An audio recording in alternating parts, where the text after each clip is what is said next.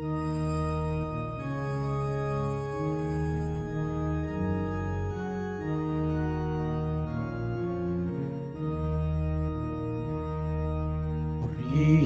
ninyo ang Panginoon, dakilain ang kaniyang ngalan. Purihin siya ay awitan at papurihan magpakailanman. Purihin siya ay awitan at papurihan magpakailanman.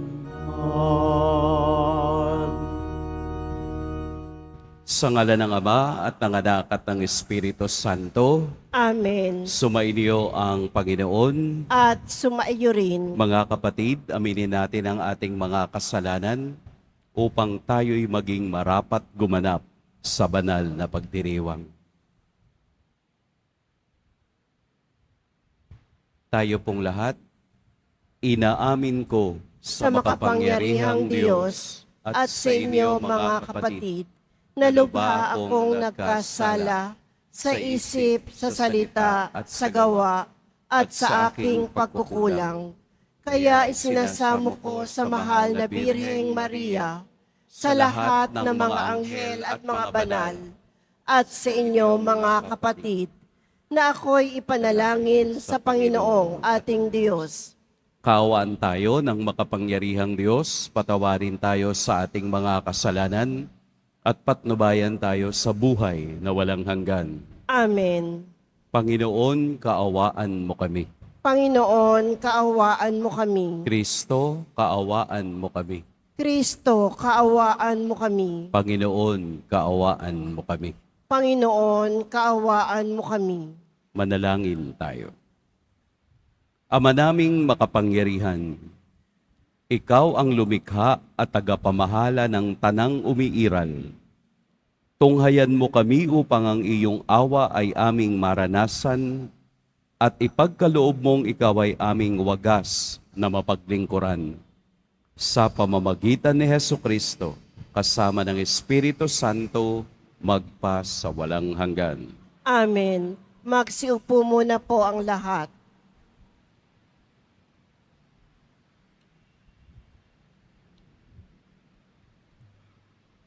Pagbasa mula sa unang sulat ni Apostol San Pablo sa mga taga-Korinto. Mga kapatid, buong taimtim ninyong nasayin ang mga kaloob na lalong dakila. At ngayon, ituturo ko sa inyo ang pinakamabuti sa lahat. Makapagsalita man ako sa mga wika ng mga tao at ng mga anghel, kung wala naman akong pag-ibig, para lamang akong batingaw na umaalingaw-ngaw o pompiyang na tumataginting. Kung ako man ay may kakayahang maghayag ng salita ng Diyos at umunawa sa lahat ng hiwaga, kung mayroon man ako ng lahat ng kaalaman at ng malalaking pananampalataya, ano pat napapalipat ko ang mga bundok, ngunit wala naman akong pag-ibig, wala akong kabuluhan. Ipamigay ko man ang lahat kong ari-arian at ialay ko man ang aking katawan upang sunugin. Kung wala naman akong pag-ibig, walang kabutihang maidudulot ito sa akin. Ang pag-ibig ay matyaga at magandang loob. Hindi nananaghili, nagmamapuri, o nagmamataas. Hindi magaspang ang pag-uugali, hindi makasarili, hindi magagalitin, o mapagtanim sa kapwa. Hindi nito ikinatutuwa ang gawang masama, ngunit ikinagagalak ang katotohanan. Ang pag-ibig ay mapagbata, mapagtiwala, puno ng pag-asa at nagtitiyaga hanggang wakas. Matapos ang kakayahang magpahayag ng salita ng Diyos, titigil ang kakayahang magsalita sa iba't ibang wika. Mawawala ang kaalaman, ngunit ang pag-ibig ay walang katapusan. Hindi pa lubos ang ating kaalaman at ang kakayahan sa pagpapahayag ng salita ng Diyos. Ngunit, pagdating ng ganap, mawawala ang di ganap. Noong ako'y bata pa, nagsasalita ako, nag-iisip, at nangangatwirang tulad ng bata. Ngayong ako'y mayroon ng sapat na gulang, iniwan ko ang mga asal bata. Sa kasalukuyan, tila malabong larawan ang nakikita natin sa salamin. Ngunit darating ang araw na makikita natin siya ng mukhaan. Bahagya lamang ang nalalaman ko ngayon. Ngunit darating ang araw, malulubos ang kaalamang ito tulad ng pagkakilala sa akin ng Diyos. Ang tatlong ito'y mananatili: ang pananampalataya, pag-asa, at pag-ibig. Ngunit ang pinakadakila sa mga ito ay ang pag-ibig. Ang salita ng Diyos. Salamat sa Diyos. Mapalad ang ibinukod, ang nabansang hinirang ng Diyos. Mapalad ang ibinukod na bansang hinirang ng Diyos. Ang Panginoong Diyos ay pasalamatan. Tugtugin ang alpat, awit ay saliwan. Isang bagong awit, awiting malakas. Kasaliw ang tugtog ng alpang marilag. Mapalad ang ibinukod na bansang hinirang ng Diyos. Panginooy tapat sa kanyang salita at maaasahan ang kanyang ginawa. Minamahal niya ang gawaing matapat. Ang pag-ibig niya sa mundo'y laganap. Mapalad ang ibinukod na bansang hinirang ng Diyos. Mapalad ang bansang Panginooy Diyos. Mapalad ang bayang kanyang ibinukod. Ipinagkaloob mo na aming makamit o puon ang iyong wagas na pag-ibig. Yamang ang pag-asay sa iyo nasasalig. Mapalad ang ibinukod na bansang hinirang ng Diyos. Magsitayo na po ang lahat.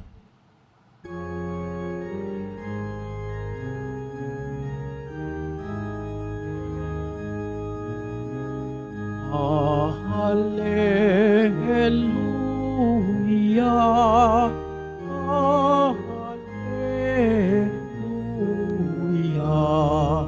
Hallelujah.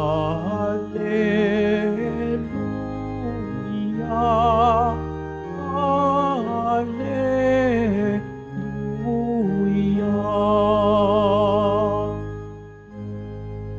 Espiritu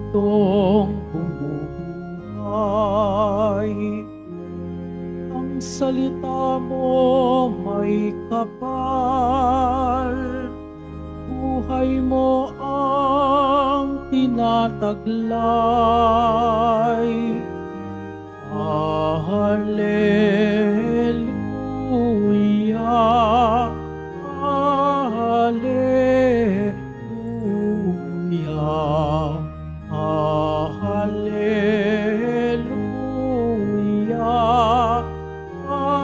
Hallelujah.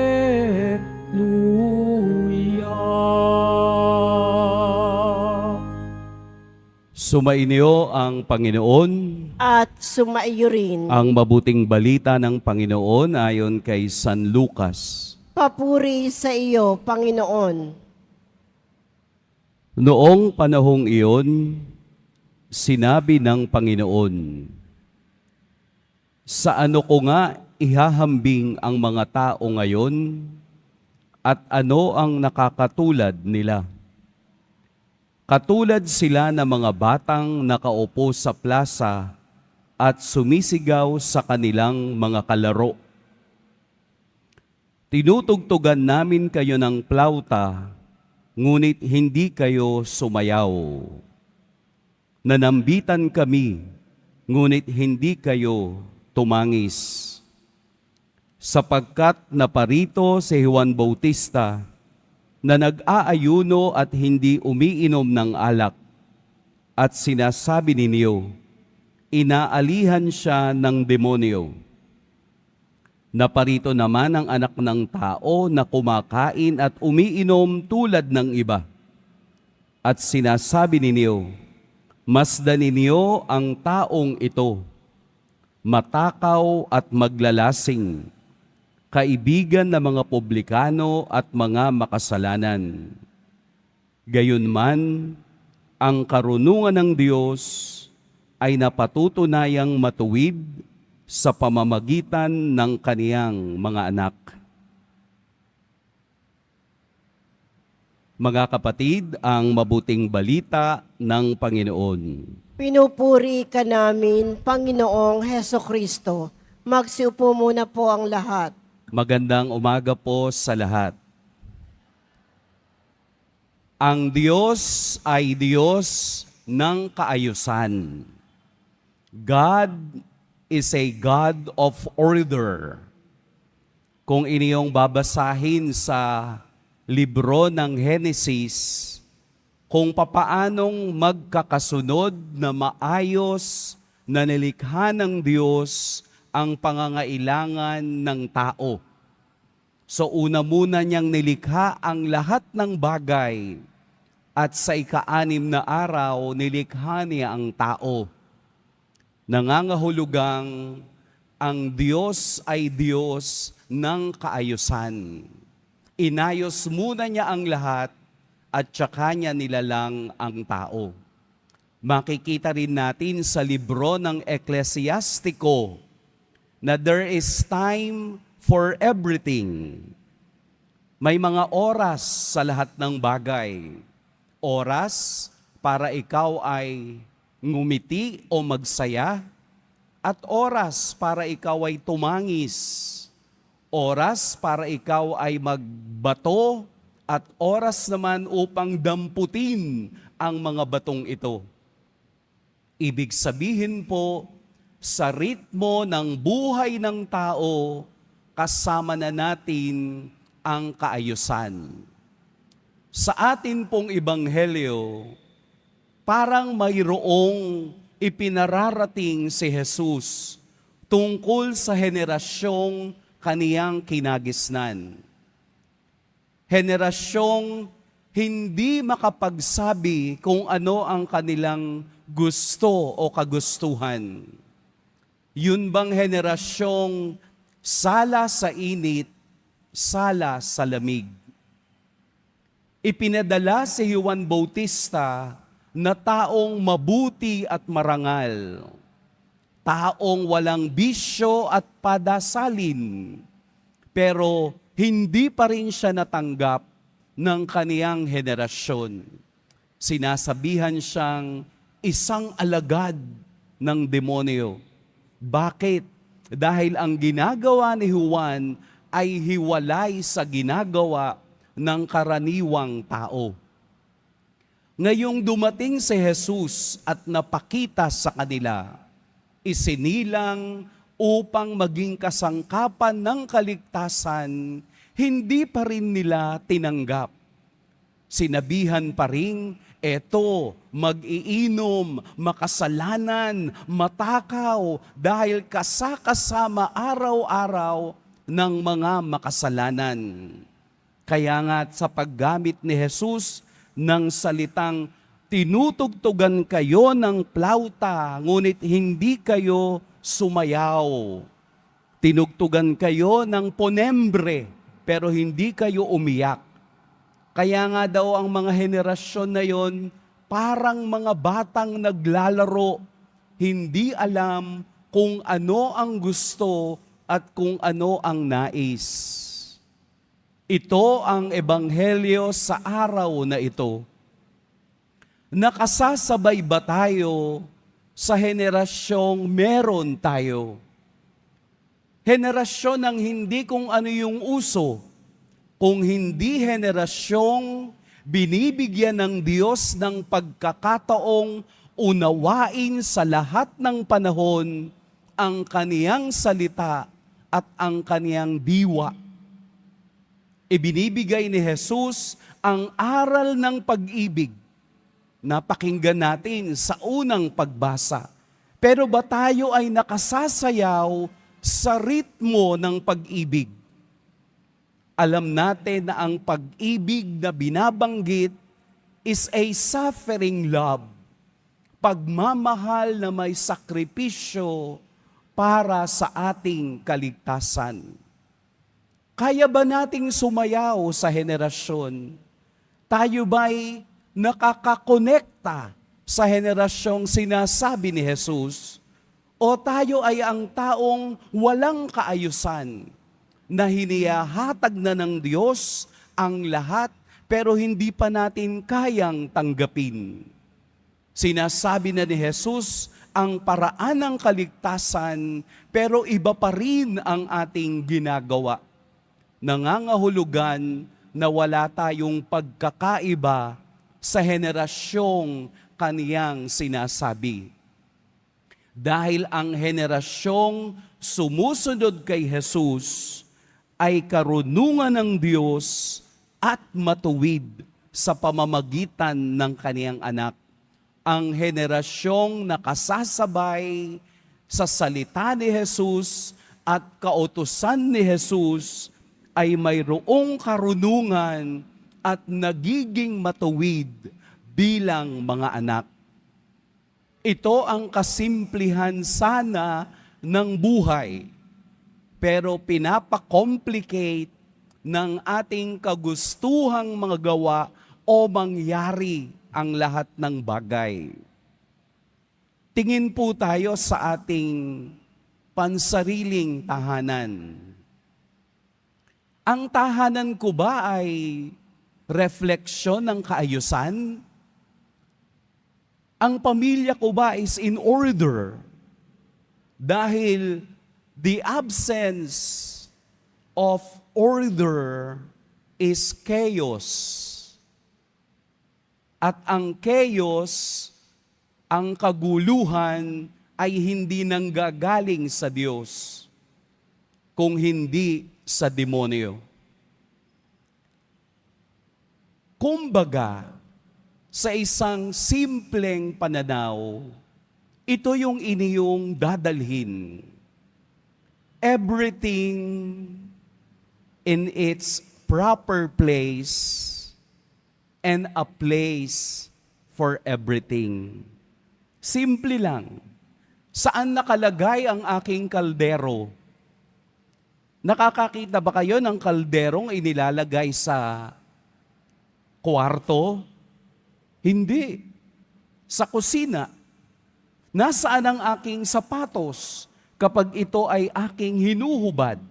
Saan ko inilalagay sa aking bahay? Siya ba ay basta ko lang itatapon kasi hindi ko na kailangan? Mamaya, hahanapin ko na naman kasi kailangan ko. yung pamamaraan ng buhay mo, if these things are not in order, there is an absence of God in us. Nawawala ang Diyos sa buhay natin kapag nawawala ang kaayusan. Bakit nag-aaway ang mag-asawa? Kasi walang kaayusan. Hindi maayos ang kanilang paghawak sa pera, kaya sila'y nag-aaway. Pero kung maayos yung paghawak nila sa pera, babawasan ni Mister yung kanyang pag-iinom. Babawasan ni Mrs. ang kanyang pagre-reband. Maaayos yung finance, maaayos ang takbo ng pamilya, maaayos ang sarili, maaayos ang mga anak. Everything has a place and a place for everything. Kung magulo ang buhay mo, kulang ang Diyos. Ipasok natin ang Diyos at sumayaw tayo sa henerasyong inaawitan ni Jesus ng kaayusan at karunungan para tayo po ay hindi maligaw at maging isip bata habang buhay. Isa sa nakapagbibigay ng mental stress sa tao ay ang walang kaayusan. Pag uwi niyo po sa bahay, titigan niyo yung inyong buong bahay. Nararamdaman ko ba ang Diyos dito sa loob? Kapag hindi, walang order. Baka po imbis na crucifix, yung nandoon sa bahay ninyo, mga picture ng mga artista na hindi kayo kilala. Baka po yung basahan ninyo sa inyong kusina ay hindi man lang ninyo nalalaban. Iyon ay hindi kaayusan. Ang iyong mga damit sa iyong aparador, baka po hindi maayos. Kaya sa umpisa pa lang, sa umaga pa lang, ang init-init na ng ulo mo kasi hindi mo makita ang hinahanap mo. Lalo na ang suklay. Kung kailan mo kailangan, tsaka nawawala. Kaya umiinit ang ulo mo. Lalo na yung nail cutter. Kung kailan mo kailangan, tsaka nawawala. Kasi ibig sabihin, wala siya sa tamang lugar. Ilagay ang tamang gamit sa tamang lugar para hindi magkakaroon ng mental stress sa iyong paggising. Paggising nyo sa umaga, dasal agad at Diyos agad ang tatawagin. Upo muna kayo dun sa kama. Huwag kayo agad tatayo. Ialay ninyo ang araw na iyon, ang henerasyon na ito, sa puso at diwa ng Diyos. Pikit kayo sandali at magdasal. Yung mga nanay, kaya po mainit ang ulo ninyo habang naglalaba. Di ba may mga nanay habang nagkukusot? Yung parang, hindi ko alam kung anong pwedeng sabihin. No? Maingay. Pero naglalaba. Pero masama yung loob. Kasi walang pagmamahal. Kapag gagawin mo ang bagay na may pagmamahal, nagiging magaan ang lahat ng bagay. Pero kung maninisi ka sa ginagawa mo, nagiging mabigat ito araw-araw. At kapag lumalaban ang ating kalooban sa ginagawa natin sa araw-araw, there is chaos. There is the absence of God. Hayaan po natin sa araw na ito na tayo'y sumayaw sa henerasyon ng Diyos na nagdadala sa atin upang maging marunong at mabuti sa pagsunod sa Diyos. Ito ang rason kung bakit kayo nagsisimba. Gagawin mo ito ng may pagmamahal at paniniwala sa Diyos na ang buhay mo ay magiging kasangkapan sa henerasyon ng Diyos ngayon. Kapag wala pong epekto ang inyong pagsisimba at pagdarasal, ibig sabihin may bagay na hindi maayos sa iyo. Lumalim tayo sa pananampalataya sa Diyos. Tingnan natin kung anong ibig sabihin ni Jesus ng pagsayaw sa plauta. Hayaan nating iindayog tayo ng Diyos sa musika ng kaniyang pag-ibig at sa awit ng kaniyang pagmamahal. Kapag tayo'y nakakonekta sa Diyos, ang lahat ng ating ginagawa ay may kapalit na pagpapala. Mag-iingat po tayo ngayong araw. Pagpalain tayo ng poong may kapal. Magsitayo na po ang lahat. Minamahal kong mga kapatid, ipinahayag ng mga propeta ang pagdating ng ating mananakop sa pamamagitan ng pagpapahayag ng pagsisisi sa mga kasalanan. Ipinahahayag ni Juan Bautista ang kaniyang pagdating. Sa diwa ng pagsisisi, manalangin tayo sa tulong ng Diyos. Kaibigan ng mga makasalanan, tipunin mo kami sa iyong pag-ibig. Kaibigan ng mga makasalanan, tipunin mo kami sa iyong pag-ibig.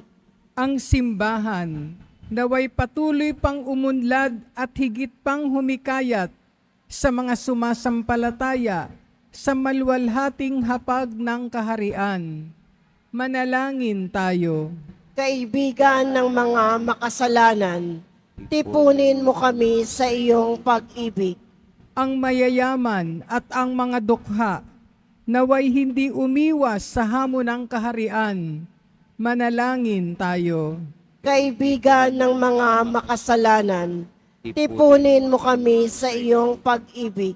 Tayo naway tumugon ng may katapatan sa tawag ng pagbabalik loob. Manalangin tayo. Kaibigan ng mga makasalanan, tipunin mo kami sa iyong pag-ibig. Lahat tayo naway magtalaga ng ating sarili sa gawaing pangkaharian. Manalangin tayo. Kaibigan ng mga makasalanan, tipunin mo kami sa iyong pag-ibig.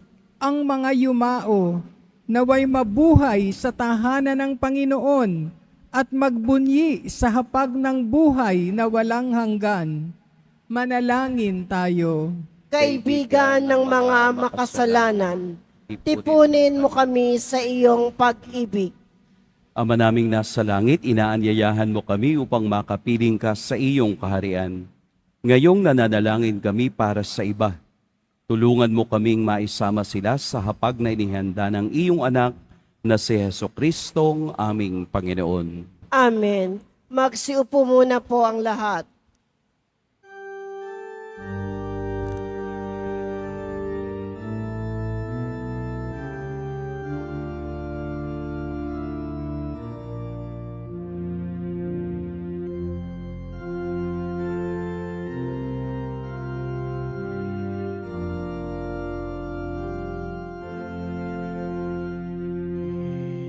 Itong tinapay at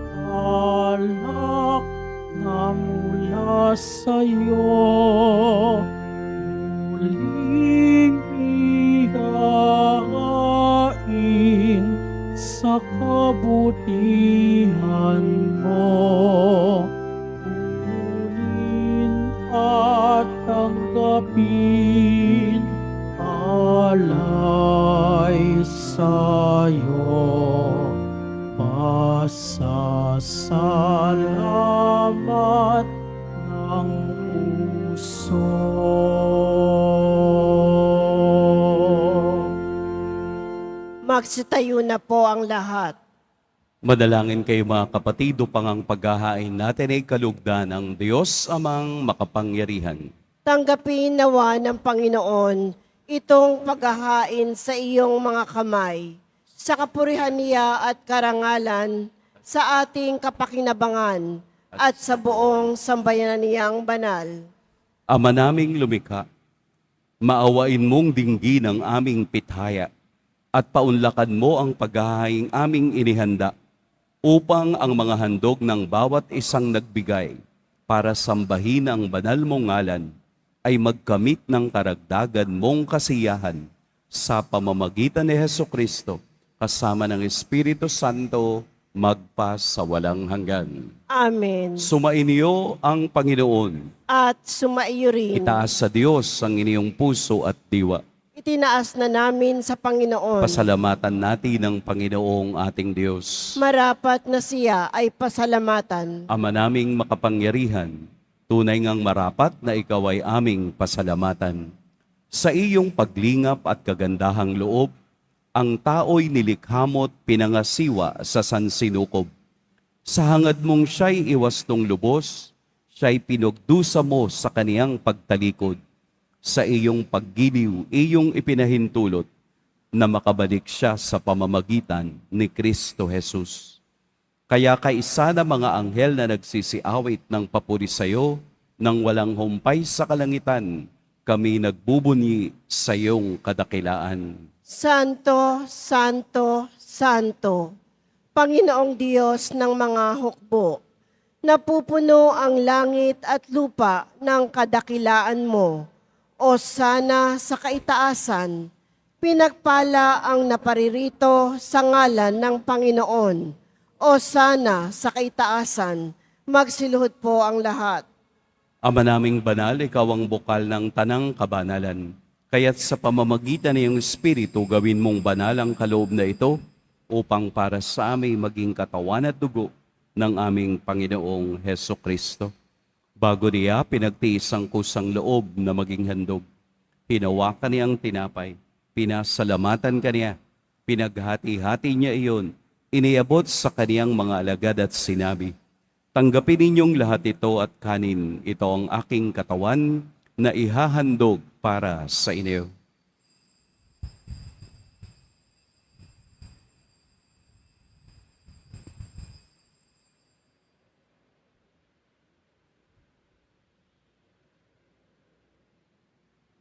Gayun din naman noong matapos ang hapunan, hinawakan niya ang kalis. Muli kaniyang pinasalamatan. Inabot niya ang kalis sa kaniyang mga alagad at sinabi, tanggapin ninyong lahat ito at inumin. Ito ang kalis ng aking dugo. Nang bago at walang hanggang tipan, ang aking dugo na ibubuhos para sa inyo at para sa lahat, sa kapagpapatawad ng mga kasalanan. Gawin ninyo ito sa pag-alala sa akin.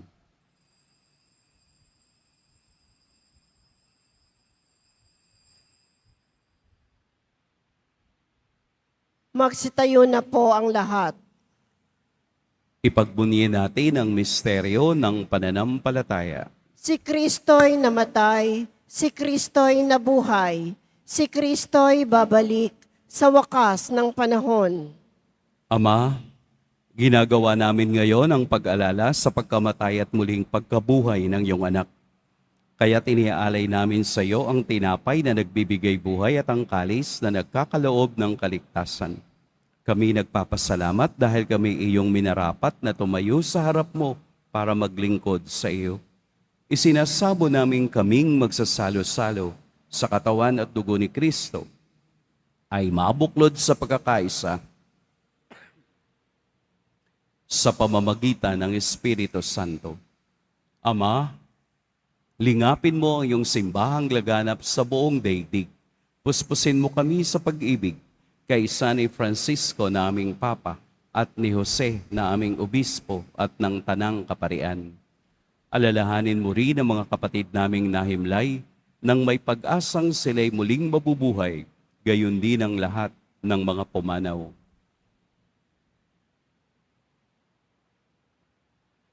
Kaawaan mo sila at patuloyin sa iyong kaliwanagan. Kaawaan mo at pagindapating kaming lahat na makasalo sa iyong buhay na walang wakas. Kaisa ng mahal na Birheng Maria na ina ng Diyos, ng kabiyak ng puso niyang si San Jose, kaisa ng mga apostol ni San Juan Bautista, at ng lahat ng mga banal na namuhay dito sa daigdig ng kalugod-lugod sa iyo, maipagdiwang nawa namin ang pagpupuri sa ikararangal mo sa pamamagitan ng iyong anak na aming Panginoong Heso Kristo. Sa pamamagitan ni Kristo, kasama niya at sa Kanya, ang lahat ng parangal at papuri sa iyo, Diyos, Amang makapangyarihan, kasama ng Espiritu Santo, magpa sa walang hanggan. Amen. Sa tagubilin ng nakagagaling na utos at sa turo ni Jesus na Panginoon natin at Diyos, ipahayag natin ng lakas loob. Ama namin, sumasalangit ka. Sambahin ang ngalan mo. Mapasa amin ang kaharian mo. Sundin ang loob mo dito sa lupa para nang sa langit. Bigyan mo kami ngayon ng aming kakanin sa araw-araw at patawarin mo kami sa aming mga sala para nang pagpapatawad namin sa nagkakasala sa amin. At huwag mo kaming ipahintulot sa tukso at iadya mo kami sa lahat ng masama. Hinihiling namin kami iadya sa lahat ng masama. Pagkalooban ng kapayapaan araw-araw, iligtas sa kasalanan at ilayo sa lahat ng kapahamakan, samantalang aming pinananabikan ang dakilang araw ng pagpapahayag ng tagapagligtas naming si Heso Kristo. Sapagkat iyo ang kaharian at ang kapangyarihan at ang kapurihan magpakailanman. Amen. Panginoong Jesucristo, sinabi mo sa iyong mga apostol, kapayapaan ang iniiwan ko sa inyo, ang aking kapayapaan ang ibinibigay ko sa inyo. Tunghayan mo ang aming pananampalataya at huwag ang aming pagkakasala.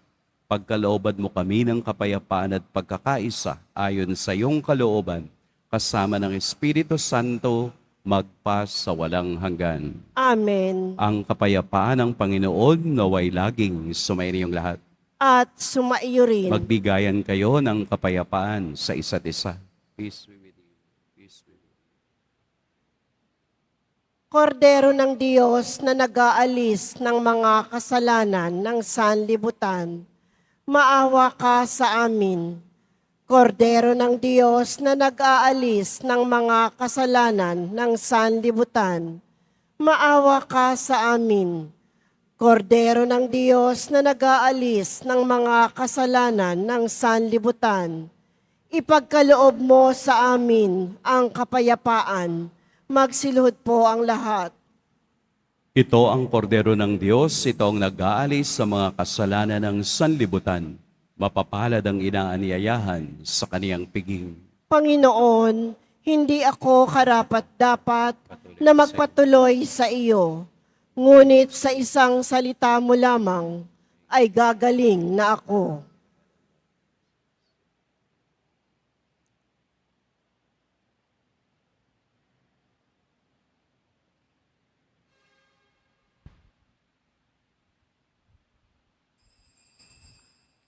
Para sa lahat ng tatanggap ng banal na komunyon, sasagot po tayo ng amen pagkasabi ng pari o ng lay minister ng katawan ni Kristo at isubo agad sa bibig bago umalis sa harapan ng pari o lay minister.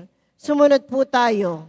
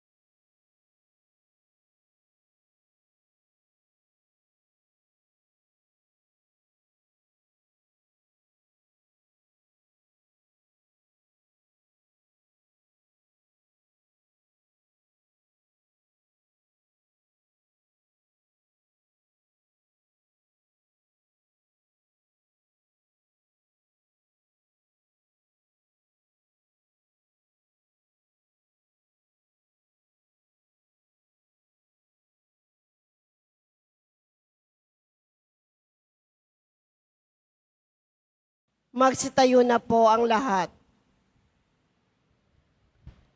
Manalangin tayo.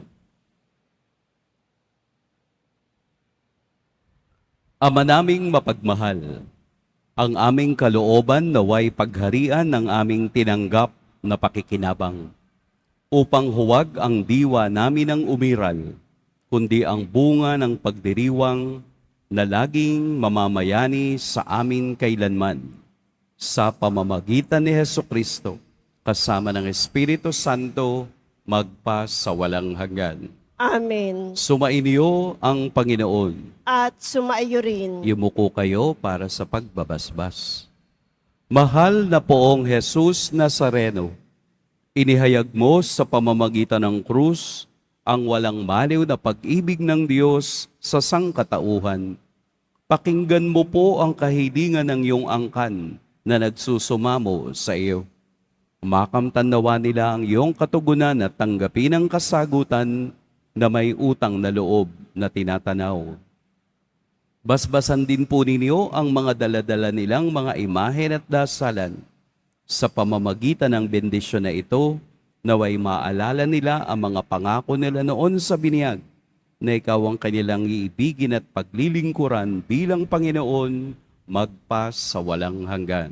Amen. At pagpalain kayo ng makapangyarihan at mapagmahal na Diyos, ang Ama at Anak at Espiritu Santo.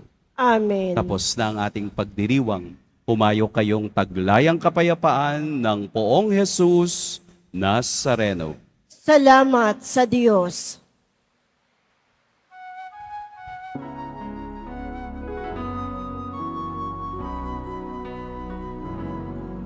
Nuestro Padre Jesus Nazareno, sinasamba ka namin.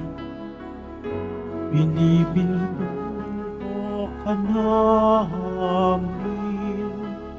Aral mo ang aming buhay at kaligtasan.